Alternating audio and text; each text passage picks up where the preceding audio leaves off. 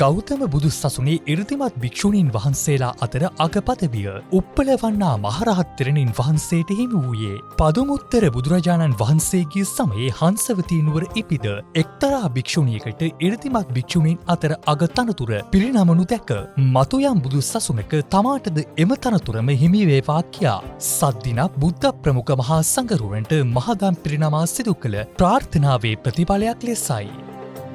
අනතුරුව කාශ්‍යප බුදුරදුන්ගේ සමයේ කිකීනම් කසී රජුගේ කනිටු දියණිය ලෙස සමනගුත්තා යන නමින් ඉපිද පැවිදිවීමට පිය රජුගේ අවසරය නොලැබුණු නිසා තම සොහොයුරියන් සමග එක්ව මනරම් විහාරයක් කරවා බුදුපාබොක් මහා සංඝරුවන වෙත පිදූ අතර අවුරුදු 20000ක් කුමරි බඹසර රකිමින් නොයෙක් පින්කම්හි නිරත වූවාය.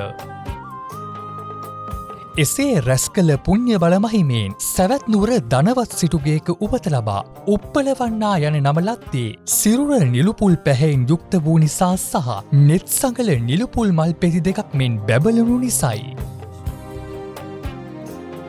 ගිහිගෙයි කලකිරී මෙහෙණවරකට ගිය උප්පලවන්නා පැවිදි බව ලබා අඩමසක් යන්නටත් පෙර පොහේගෙයි දැල් වූ පහන් සිලක් අරමුණු කරගෙන ධ්‍යාන විදර්ශනා වඩා සිව්පිලිසිඹියාපත්ව මහරහත් ඵලය සාක්ෂාත් කළා.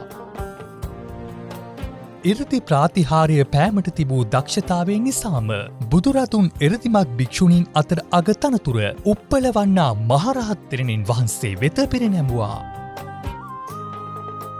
වමත් අග්‍රශ්‍රාවක තෙරණින් වහන්සේ ලෙසින්ද සසුනබර එකලු කළ උප්පලවන්නා මහරහත් තෙරණින් වහන්සේගේ ධාතුන් වහන්සේලාද වන්දනා කර ගැනීමේ පුණ්‍යවන්ත වරම මෙවර ශ්‍රී සම්බෝධි ධාතු වන්දනාවේදී සදැහැති ඔබට උදාවනවා.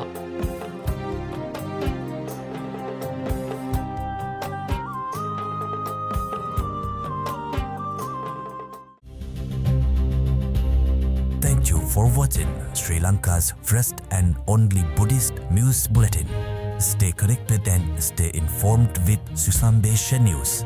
Join us on the Susambesha News YouTube channel and Facebook page.